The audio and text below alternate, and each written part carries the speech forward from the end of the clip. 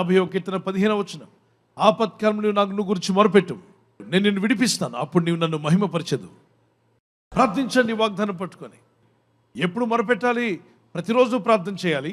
కానీ హఠాత్తుగా సమస్యలో పడినప్పుడు, ఒక ప్రమాదకరమైన పరిస్థితులను చిక్కబడినప్పుడు, ఆపత్కాలమున నీవు నన్ను గురించి మొరపెట్టుము. దేవా, నేను ఆపదలో ఉన్నాను, శోధనలో ఉన్నాను, నిరాశ్రయులుగా ఉన్నాను, నాకు సహాయం దయచేయమని నువ్వు మొరపెట్టినప్పుడు అంటాడు, నేను నిన్ను విడిపించదను. సో మొరపెట్టినప్పుడు విడిపిస్తాడా, మొరపెట్టక ముందు విడిపిస్తాడా? మొరపెట్టాక. పేతురు సముద్రంలో మునిగిపోయిన తర్వాత మొరపెట్టాడా, మునుగుచుండగా మొరపెట్టాడా? మునిగిపోచుండగా పేతురు, ప్రభువా నన్ను రక్షించుము అని కేక వేశాడు. మత్తయి సువార్త 14వ అధ్యాయం 28, 29, 30 వచనంలో వెంటనే ప్రభు చేయి చాపి, అక్కడ నాకు చాలా ఇష్టమైన పదం, immediately Jesus touch four the stands. ఆయన వెంటనే చేయి చాపి పేతురును పట్టుకొని లేవనెత్తాడట. దేవునికి స్తోత్రం కలుగును గాక.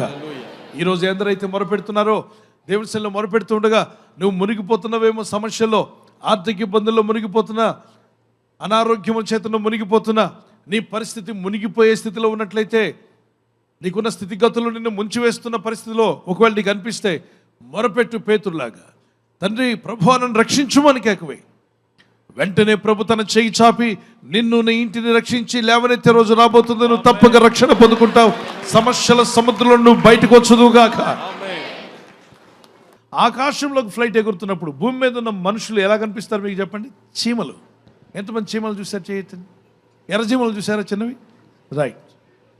చీమ అంతా కనిపిస్తుంది. ఇంకా ఆకాశంలోకి వెళ్తాయి, ఆల్టిట్యూడ్ పైకి వెళ్ళే కొలది మనిషి కనిపిస్తాడా?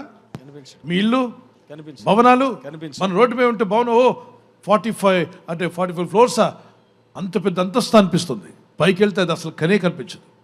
మనం మధ్యాకాశంలో ఉన్నాం. దేవుడు ఎక్కడున్నాడు తెలుసా? ఆకాశపై ఆకాశాల పైన, అత్యున్నతమైన స్థలములో ఉన్నాడు. ఆకాశపై ఆకాశాలు ఉన్నాడు. అంత గొప్ప దేవుడైన ప్రభుని మనం సేవిస్తున్నాం.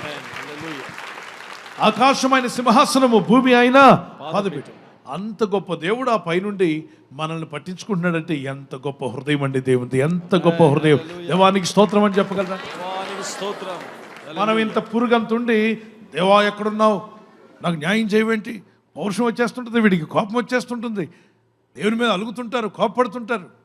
నువ్వు ఉన్నది ఇంత, ఆయన నిన్ను పట్టించుకుంటున్నాడంటేనే గొప్ప గ్రేస్ అది, దేని కృప అది. ఆమేన్. నీ మార్గంలో జీవిస్తూ నీ చిత్తం చేసే వ్యక్తిగా బ్రతకాలని నేను ఆశపడుతున్నాను. వారు చేయగలరా? రైట్. ప్రార్థన చేసుకుందాం.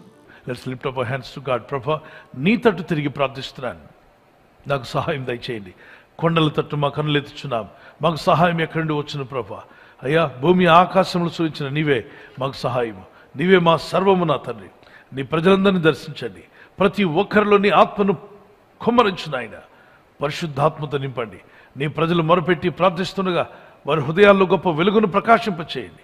వారి బ్రతుకుల మీద నీ ముఖ కాంతిని ప్రకాశింపచేయండి. వారి ఇళ్లలో ఉన్న వ్యాధన, బాధ, శోధనలను వారు బయటపడాలి.